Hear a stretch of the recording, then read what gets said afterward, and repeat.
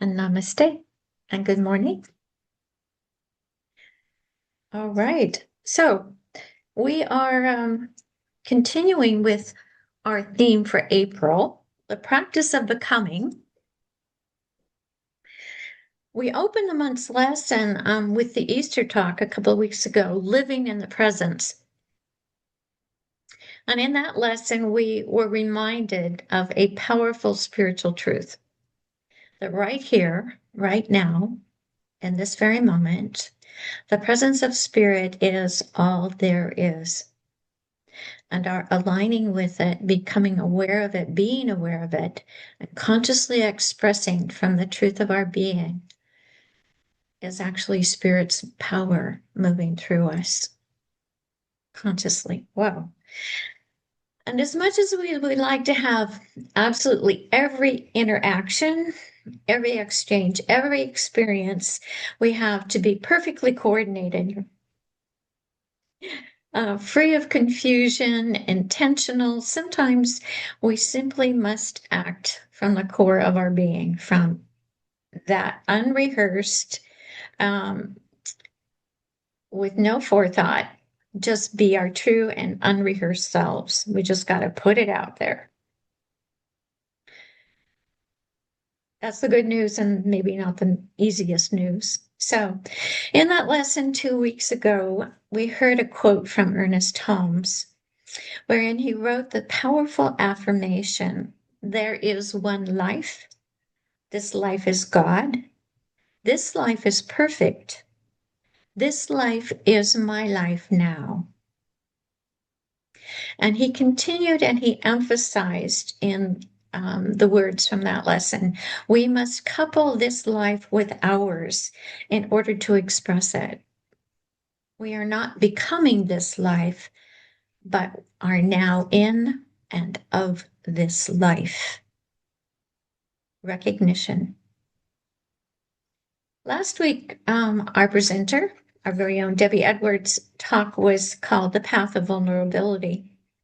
Deb's lesson considered the aspect of ourselves that we might be a little reluctant to display, and yet how our vulnerability, our unmasked selves, actually open us to our deepest spiritual growth. Take away all the filters, all the walls, all the masks. Being honestly who we are, we invite others in our world to respond with their own honesty, their own vulnerability. And in doing so, we create opportunities for bridges, for heart-to-heart communications coming from a very deep level. This week, as I mentioned earlier, our lesson focuses on listening. Listening beyond the noise of the world. In our practice of becoming, listening beyond the world, purposely placing ourselves in silence, connecting with stillness. Yes, that still small voice within, the voice of truth, is where we connect with Source, where we connect with Spirit or God. More than connect, we align with, we actually merge.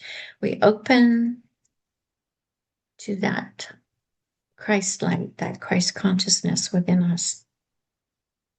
So the elements of today's lesson, then, as we begin with the question, what keeps us from truly listening to Spirit?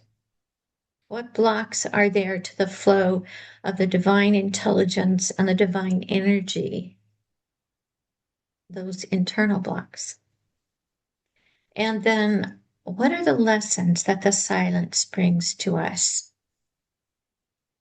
What is it actively teaching us about ourselves and about life?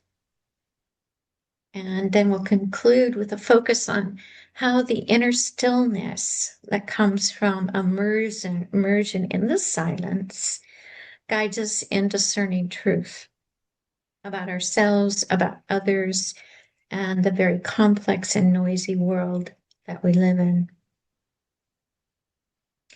So the notes from CSL for today's lesson ask, are you willing to stay in silence, let down your defenses, and surrender to the healing whisper of what is true? What if silence were the doorway to a more authentic life in the practice of becoming? The notes from CSL offer an intriguing quote from Science of Mind. We are surrounded by all sorts of vibrations. If we wish to catch any of them distinctly, we must tune in. I think that means we need to listen. We need to be prepared to listen. We need to set up the time to listen. We are each immersed in the presence of spirit. Its life energy is expressing through us. The mind we use to think with is the mind of God. We're not separate from the infinite divine life. We are in it and it is in us.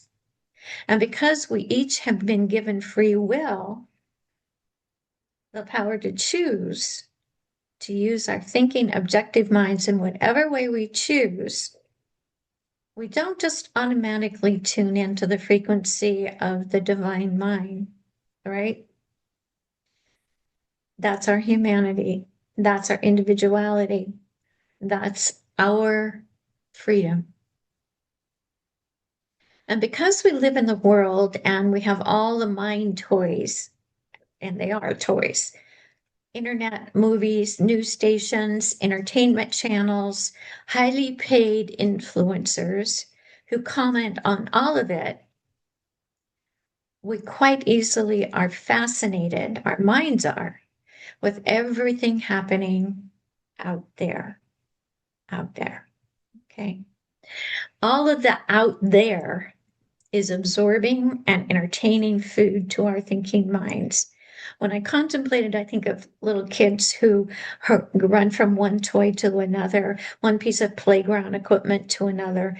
Our minds jump from one intriguing piece of information to another, working at the surface of life and experience, being really, really in the world. But we and life are more than the images we see on our screens or the information we hear or take in through our senses. We are spiritual beings with roots that go much deeper than the events of the objective world. Contemporary author and the Sufi master Kabir Edmund Helminski, incredible gentleman, in his book, The Knowing Heart, writes this: anyone who has probed the inner life, who has sat in silence long enough to experience the stillness of the mind behind its apparent noise, is faced with a mystery. Apart from all the outer attractions of life in the world, there exists at the center of human consciousness something quite satisfying and beautiful in itself, a beauty without features. The mystery is not so much that these two dimensions exist, an outer world and the mystery of the inner world, but that we are suspended between them as a space in which both worlds meet, as if the human is the meeting point, the threshold between two worlds. Well put. If we are to practice becoming, to embrace the part of us, the spiritual truth of us that lives below the surface of this entertaining human life, we are called to set the intention to do so, to commit to, and to actually make the time to touch back again and again to that truth. So, what is it in us or in life that acts as a bar to the practice of turning within.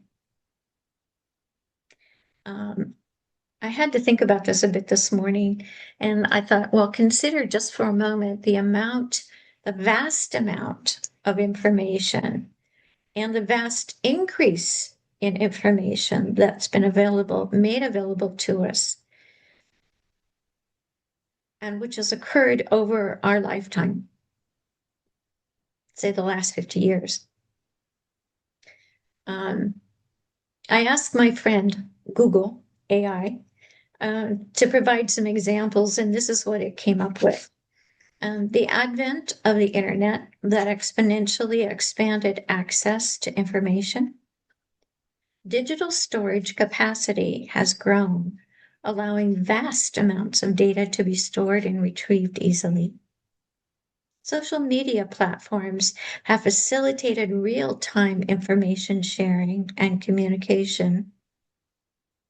Advances in technology have led to the creation of big data analytics, enabling insights from large data sets.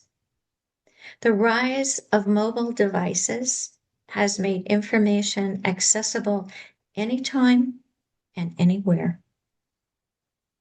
Educational resources have proliferated online, democratizing knowledge across the globe.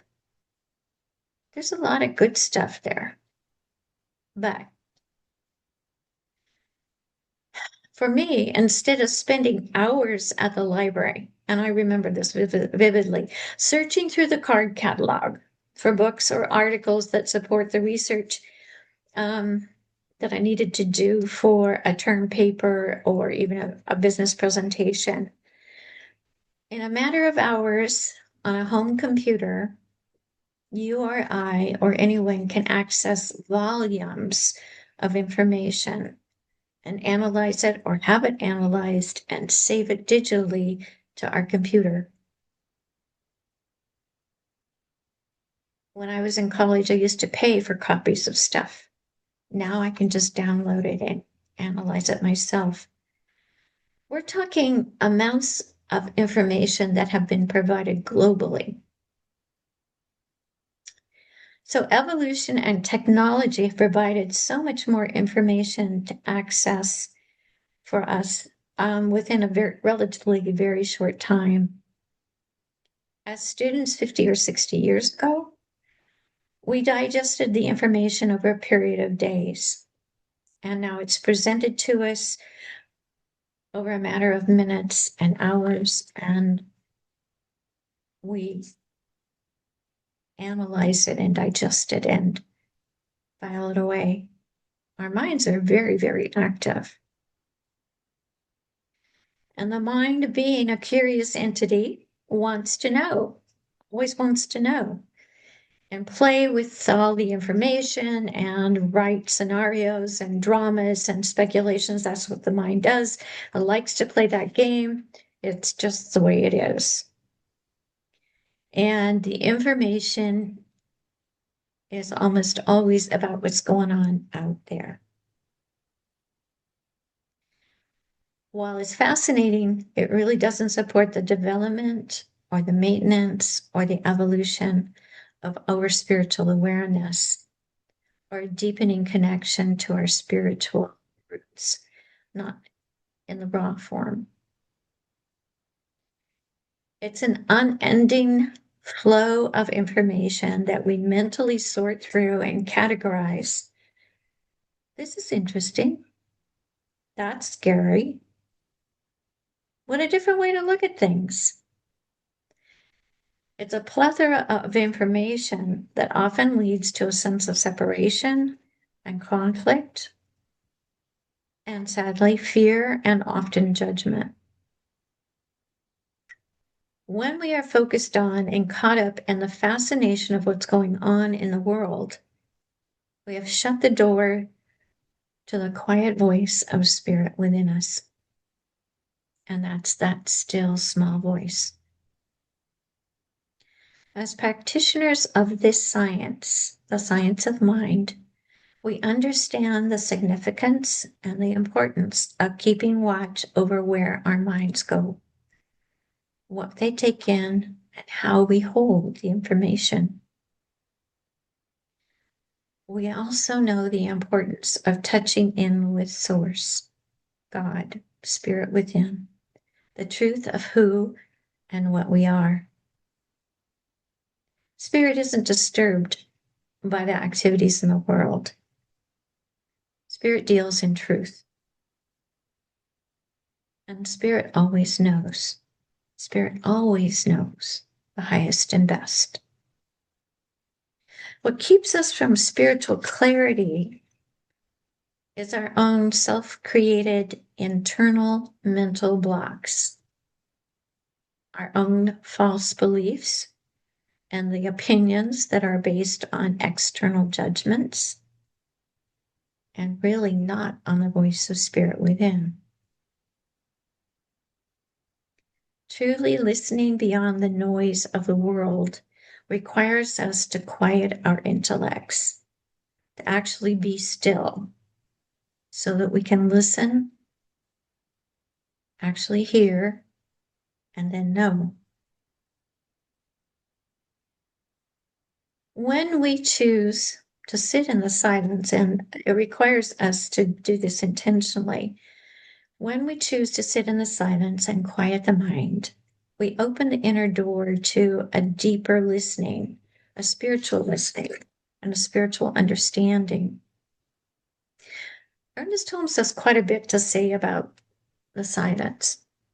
In the glossary, he wrote his definition. The word silence is used oftener and perhaps less understood than any one word in the terminology of the metaphysician. There is no place we must go for the silence. There is no particular posture we must assume. There is no formula we must repeat. We enter into this inner tabernacle by whatever route we may. Some people live in such conscious unity with good that instantly they can turn within and direct the avenues they wish the good to take. Others need to approach by prayer, by singing, by reading a verse from the Bible, by repeating an inspirational poem. If we know that God is forever right where we are, we shall not be reaching out in every direction for him. We enter the inner chamber of our mind and close the door on all discord and confusion, and commune with our God, our spiritual consciousness, our Father within. Our eyes do not see visions, and our ears do not hear sounds. The silence is our communion with Spirit, our awareness of our unity with good, our understanding that the Father within, he doeth work. Sitting in the silence, quieting the intellect, invites the deeper parts of ourselves to speak to us. When we sit in the silence, we can simply be present. We can observe without having to react, and we can feel without having to go to judgment.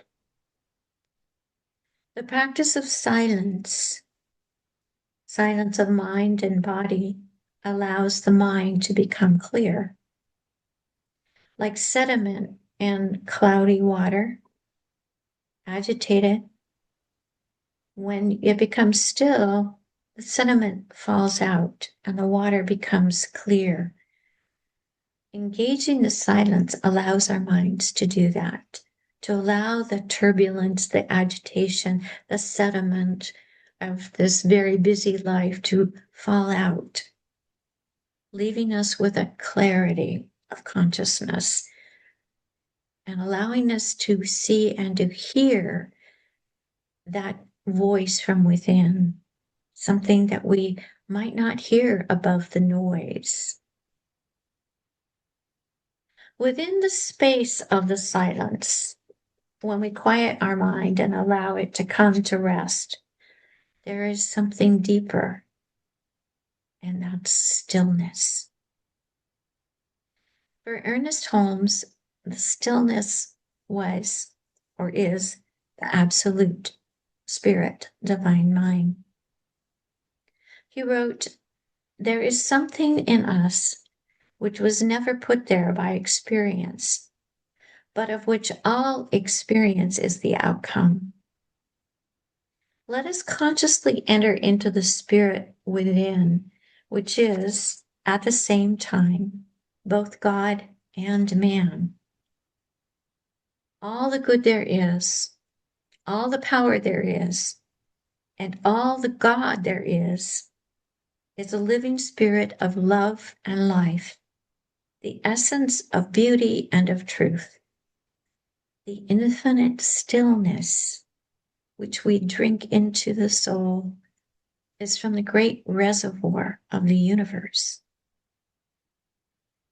And he wrote, "In the silence of the soul's communion with the great cause of all being, into the stillness of the absolute, into the secret place of the Most High, back of the din and the ceaseless roar of life, we shall find a resting place and a place of real spiritual power."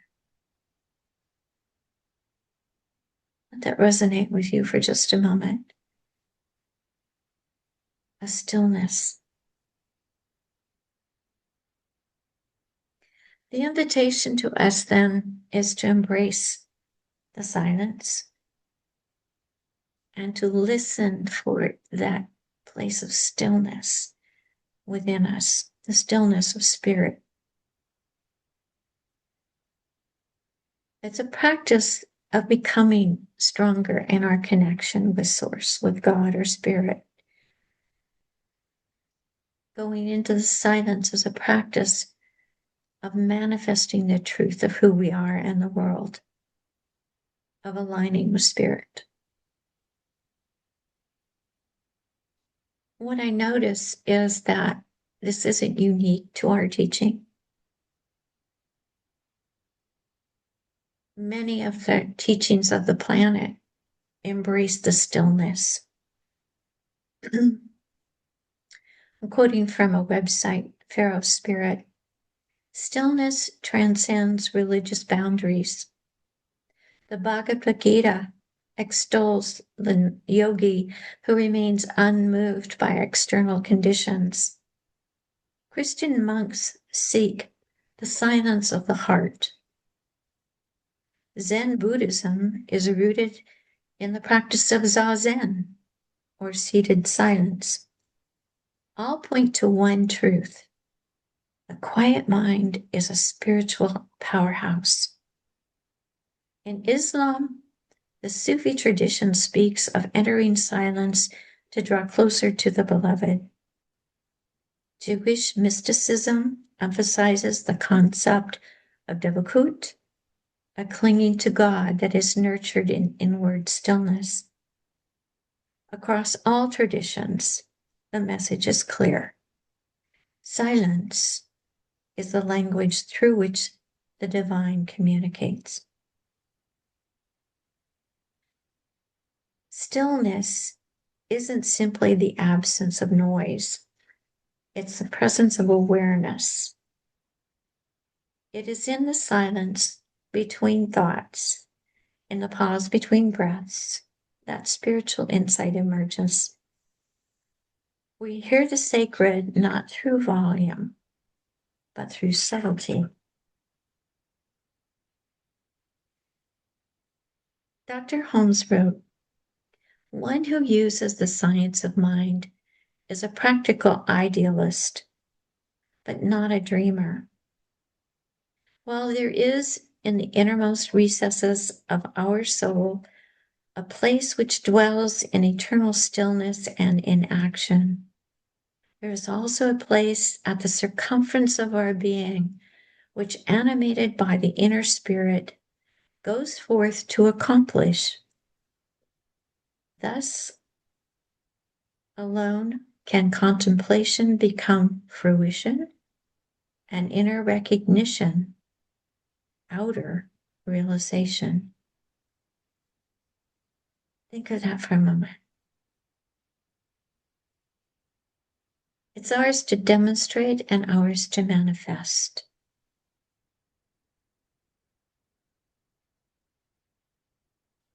Meister Eckhart wrote, "There's nothing so much like God as silence."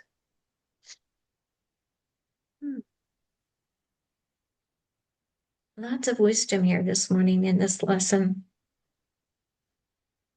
To listen beyond the noise of the world. That's what we're asked to do. That's what the suggestion is. There's lots of good reasons for us to do that. Spiritually grounded, solid invitation into alignment and absolute oneness with spirit. The world outside is so fascinating, it's so beautiful, and yes, it is an expression of God. But if we get caught up in all of the effects of it, we forget what the cause is, and the cause is within us. And so we go back to truth, and the invitation is to go back to truth, back to spirit inside of us, back to connection, back to roots. So our invitation today is to set an intention to embrace that silence and to allow us to fully immerse ourselves in the stillness of spirit. It's there. It's always there. It's always been there. We just haven't always been aware. We haven't always extended a welcome. So the point of today's lesson is to invite us to do that, to go back into that space and place. Don't have to go really anywhere. Just be here. Be now. Be with spirit. Let's do a prayer about that and set an intention.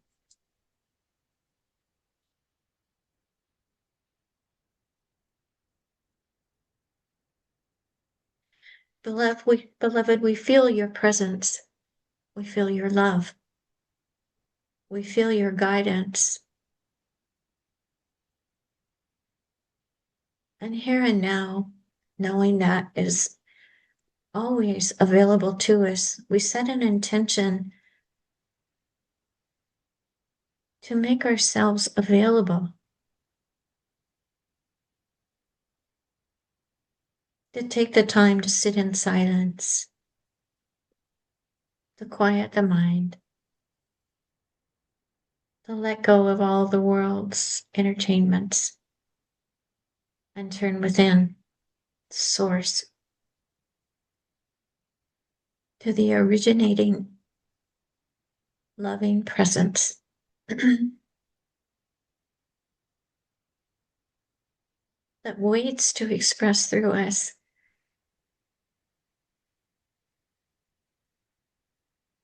that loves us, that wants to commune with us.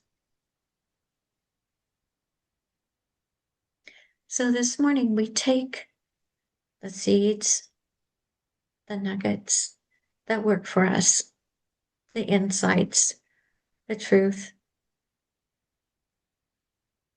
We collect them in and we allow them to germinate within us, to grow within us, to direct us. And let us each in our own way commit to listening, to welcoming the silence, the stillness of spirit that indwells us, to welcome the insight, the truth, the goodness of God,